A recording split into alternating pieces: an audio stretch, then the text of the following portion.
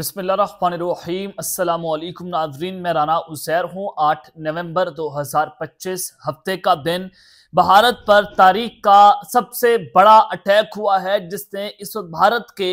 5 बड़े शहरों को हिलाकर रख दिया है। गुजरात, दिल्ली, मुंबई समेत 2 और शहर हैं जो इस वक्त लरज़ कर रह चुके हैं और अब तक का सबसे बड़ा साइबर हमला। अब फौजी इंफॉर्मेशन, उनकी अहम फौजी मालूमात को हैक कर लिया गया है और इस हवाले से तमाम तर डिटेल्स मैंने आपके सामने रखनी है कि भारत पर यह हमला होना, इसको इमेजिन नहीं किया जा रहा था कि इतना खतरनाक तरीन हमला भारत के एयरपोर्ट्स के ऊपर और फिर उनकी भारतीय फौजी मालूमात तक रसाई हासिल की जा सकती है। और पाकिस्तान ने वो कर दिखाया है जो शायद कोई ना कर सका। इस हवाले से मुकम्मल डिटेल्स तफसीलात आपके सामने बमा हकाइक और बमा सबूत रखी जाएंगी। और फिर दूसरी जानिब अब भारत जो है वो फॉल्स फ्लैग ऑपरेशन तो ढूंढ रहा था और उसने ये जवाब पैदा करके जो बॉर्डर्स पर मजीद डिप्लॉयमेंट कर दी है, उससे मजीद खतरनाक तरीन सूरत हाल यानी कि आग से खेल बैठा नरेंद्र मोदी। और इस वक्त जो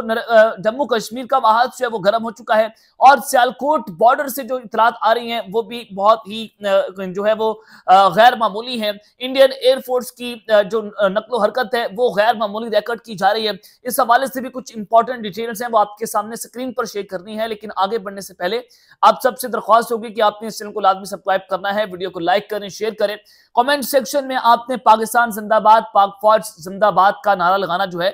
वो नहीं भूलना है। जनाब, कल मैंने आपको ये खबर दी थी कि जो दिल्ली का एयरपोर्ट है वहां पर एक साइबर अटैक होता है, जिस पर इंडियन मीडिया ये कह रहा था कि ये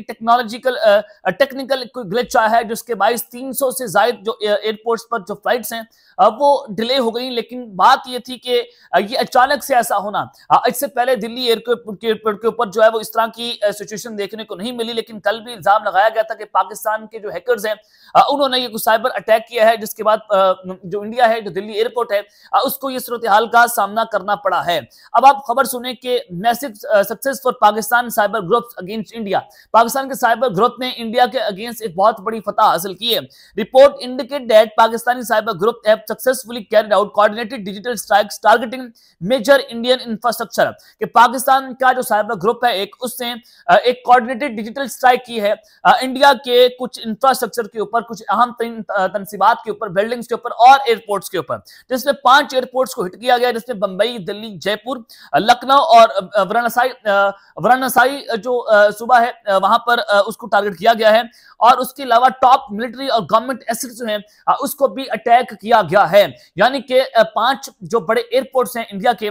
उसको जो हाई प्रोफाइल एयरपोर्ट्स हैं एक तो उनको टारगेट किया गया, उसके अलावा मिलिट्री इंफ्रास्ट्रक्चर, उनकी अहम तरीन जो एसेट्स हैं उसको भी हैक किया गया और गवर्नमेंट के एसेट्स को भी अटैक किया गया है। ये भारतीय मीडिया अब इल्जाम लगाना शुरू हो गया है कि पाकिस्तान का जो साइबर ग्रुप है उन्होंने ये एक बहुत बड़ा डिजिटल स्ट्राइक इंडिया के ऊपर की है। और उसके अलावा पाकिस्तान की जो साइबर कम्युनिटी है उन्होंने इस हवाले से जो वार्निंग है वो भी जारी कर दी है। अब दूसरी जानिब इंडियन एक्सप्रेस की जो खबर है वो भी आपके सामने रखना चाहता हूं कि पाक लिंक्ड हैकर ग्रुप, पाकिस्तान से वाबस्ता एक हैकर ग्रुप ने targets Indian government military networks with advance spyware. Pakistan के एक साइबर ग्रुप ने एक एडवांस स्पाईवेयर का इस्तेमाल करते हुए इंडिया की गवर्नमेंट और मिलिट्री नेटवर्क्स जो है उनको टारगेट्स को जो है वो उनको टारगेट किया है और उनके तमाम तर एसेट्स को इस वक्त हैक कर लिया गया है। इतनी अनयूजुअल एक्टिविटी जो है वो इंडिया की तरफ से रिकॉर्ड की जा रही है जिसका आप अंदाजा नहीं लगा सकते। और उसके अलावा यह भी कहा गया कि high level of GPS spoofing have been detected over Delhi and along the India Pakistan borders region. यानी कि ये जो जीपीएस स्पूफिंग है ये हाई लेवल पर रिकॉर्ड की जा रही है दिल्ली के ऊपर और पाकिस्तान इंडिया के जहां पर बॉर्डर है वहां पर। अब ये जीपीएस स्पूफिंग है क्या? यानी कि एक जहाज जो है वो अगर दिल्ली के ऊपर फिजा में वो जा रहा है तो उसको वहां पर नजर आएगा पायलट को कि ये जहाज जो है वो दिल्ली पर नहीं बल्कि नेपाल से गुजर रहा है और वो जहाज दिल्ली से रहा होगा। इसको जीपीएस स्पूफिंग कहते हैं, जिसके 22 टारगेट्स हैं वो आप उसको चेंज कर सकते हैं और मुख्तलिफ किस्म की जो इंफॉर्मेशन है उसके अंदर आप रद्द बदल कर सकते हैं। तो डेफिनेटली ये एक बहुत बड़ा ग्लिच है, एक बहुत बड़ा अटैक है जो जीपीएस स्पूफिंग को भी हमें देखने को मिल रहा है कि दिल्ली से अगर कोई जहाज गुजर है तो उसको ऐसे नजर आता है जैसे वो भूटान, नेपाल या कहीं और है।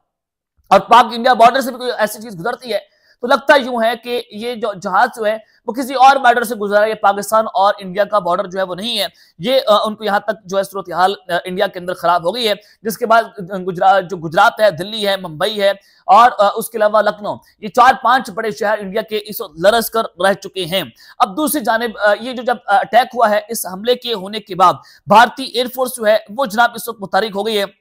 उनके हवाले से भी आपको खबर देना चाहता हूं कि भारतीय एयरफोर्स कैसे मुतारिक हुई है। ये खबर आ रही है कि अनएक्सपेक्टेड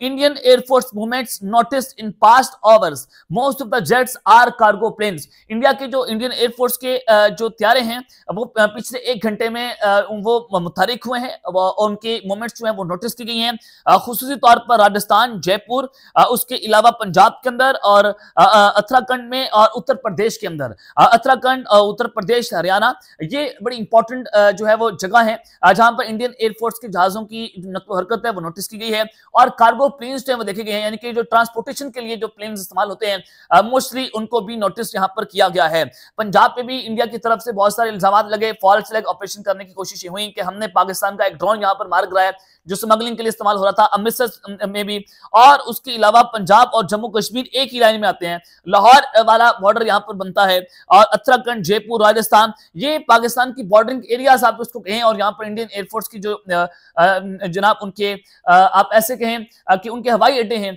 वो भी इनके बहुत करीब है, तो वहां पर इनकी अनयूजुअल एक्टिविटीज ये बता रही हैं कि इंडियन एयरफोर्स भी इस वक्त मुतारिक हो चुकी है और इन हमलों को क्या इंडिया जवाब देने जा रहा है, क्योंकि इंडिया तो इल्जाम लगा रहा है कि पाकिस्तान ने किया, वहां पर मक्खी भी मर जाए तो वो इल्जाम पाकिस्तान के ऊपर लगाते हैं। तो ये एक फॉल्स फ्लैग ऑपरेशन की जानिब वाज़ेह तौर पर इशारा है कि इंडिया अब इसका जवाब देगा और अपने से इन्होंने एक नैरेटिव बिल्डअप किया कि पाकिस्तान ने ये कर दिया है और अब उसका इल्जाम लगाएंगे, यानी कि ये वॉर नैरेटिव है जो अपनी आवाम को ये बेचने की कोशिश कर रहे हैं। और फिर दूसरी जानिब जो आजाद कश्मीर और